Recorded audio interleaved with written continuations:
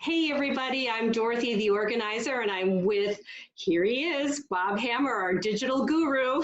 Hi, Dorothy. Thanks for being here. This is day 2 of our digital challenge, correct, Bob? Oh, yeah. You Day ready? 2. Yep. So today we're going to talk about receipts, and what I want to show you is typically how a lot of my clients still keep their receipts and warranties, and they've got to look something up, for finding a receipt to something they may need to repair, or even look up the direction or what's the manual. So it can be really difficult. And what I'm asking you to share with our viewers today is, how is it that you can find things even when you're not at home? Tell me. And Dorothy, that's the key to it. So I'm going to share my screen here, and we'll go into Digital Life Cloud. I put all of my they're called major receipts, but they're receipts that I think I may need some other day. I may need them for a warranty. I may need them for proving that I sent something back, lots of things like that.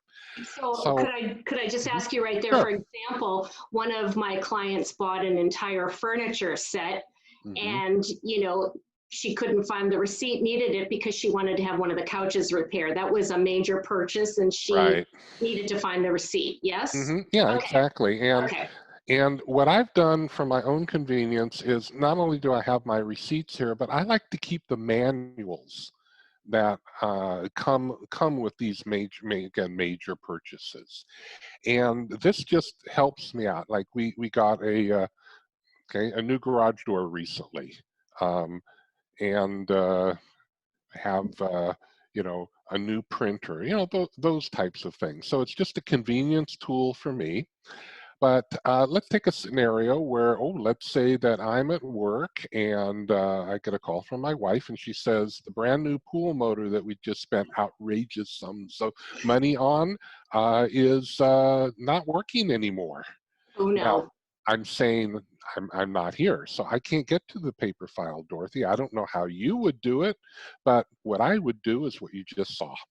And I go through my list. Okay, there's my pool motor, and I click on it, and there's the receipt, the phone number I call, proof of purchase, all that stuff. Boom, I'm done. Okay. Oh, wow, great job. I mean, this is what people want to be able to see, that they can find their things easily. And while, file systems like this do work, if you're not home, this is such a great strategy. Absolutely, absolutely. And I have so many stories I could tell you about times when I've had to, quote, save the day to get a hold of a receipt or a proof of purchase or a proof that we return things. And I could be in my car and look it up on my phone. Of course, I would park before I would look it up on my phone. Well But done. anyway, having it in one place is great. And of course, having it in paper form is nice if you can get to it. Okay, got it. So we've got 2 ways that can work for people. I like to work in the cloud myself. Thank you for showing everybody what to do and how to do it, again, in your own software, whatever you might be using. But I also just want to go back to the general receipts. Oftentimes we make purchases. Those receipts are stashed in wallets, in old bags that we're not using. We come home, we leave the receipt there, maybe at the bottom of a purse or a briefcase, maybe even in the glove box in our car. I'm just asking, would you please do one thing? Where is it?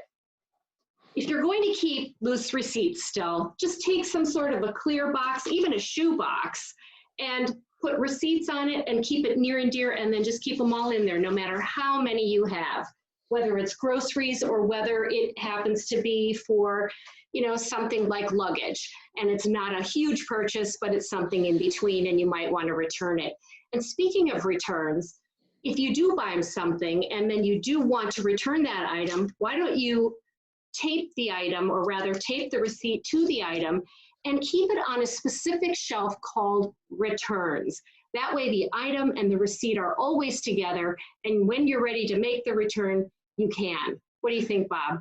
I think that's great. And a rule of thumb, if you buy something electronic, if it doesn't fail in 30 days, it probably is going to last for years and years. So I like your idea of keeping the box, empty box with the receipt on it over there in the corner.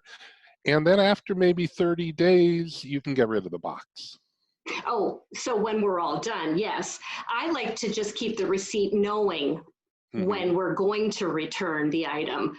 But I am not in favor of keeping boxes very long at all. Okay, okay, good girl. Great, glad you approve. Hey, Bob, thank you so much. This is being brought to you by Digital Life Cloud, and thank you so much for your time. Thank you, Dorothy.